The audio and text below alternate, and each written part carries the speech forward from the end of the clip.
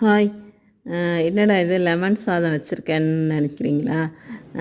இது லெமன் சாதம் இல்லைங்க. நார்த்தங்காயில் சாதம் பிசையலான்னு சொல்லிட்டு நான் லெமன் சாதம் மாதிரியே தான் செய்யணும். நார்த்தங்காயில் சாதம் பிசைஞ்சால் நல்லாயிருக்கும். நிறைய பேருக்கு தெரிஞ்சிருக்கும், தெரியாதவங்களுக்காக சொல்கிறேன். நார்த்தங்காயிலையும் சாதம் பிசையலாம்.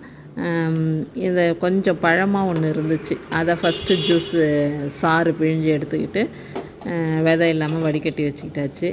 சரி, அப்புறம் என்னென்னா இது பத்தாதா அப்படின்னு நினச்சிட்டு இன்னொரு காயும் எடுத்து கட் பண்ணிவிட்டு அதையும் சாறு பிழிஞ்சு வடிகட்டி எடுத்துக்கிட்டாச்சு. அப்புறம் இந்த ஆலக்கரண்டி மாதிரி ஒன்று வச்சுருப்போம்ல, அதில் அதை அடுப்பில் போட்டுட்டு எண்ணெய் 3 ஸ்பூன் ஊற்றிட்டு கடுகு, அதான் இன்னொன்று பத்தாதோன்னு நினச்சிட்டு இன்னொன்றையும் எடுத்து கட் பண்ணிவிட்டு வந்துட்டேன். அதையும் வடிகட்டியில் அப்படியே வடிகட்டிக்கிட்டு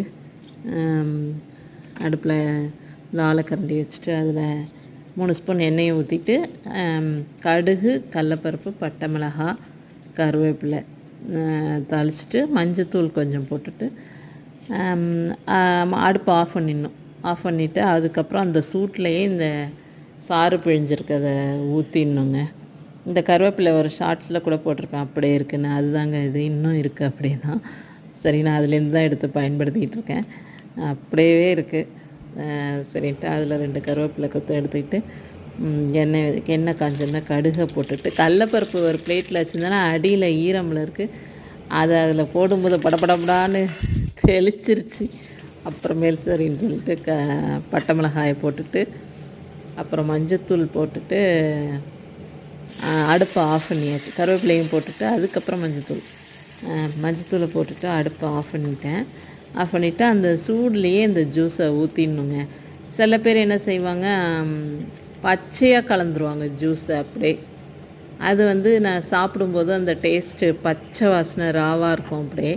அதனால் இதேமாரி கொஞ்சம் சூட்டில் ஊற்றிட்டேன். இது இன்னும் கொஞ்சம் சூடு குறைஞ்சி கூட ஊற்றலாம். நான் இன்னமும் நல்லா இதாக இருந்துச்சு, சரின்னு ஊற்றிட்டேன். அப்புறம் பாக்கியும் ஊற்றிட்டு அதுலேயே கொஞ்சம் சால்ட்டை போட்டால் ஒத்தாப்பில் கலந்துரும்னு சொல்லிவிட்டு, இது கல் உப்பு மிக்சியில் போட்டு வச்சுருக்கிறது தான், அதனால தான் கொஞ்சம் கூடுதல் தேவைப்படுது அதுக்கு. சரின்னு அதையும் போட்டுட்டு சாதத்தில் போட்டு கிளறியாச்சு.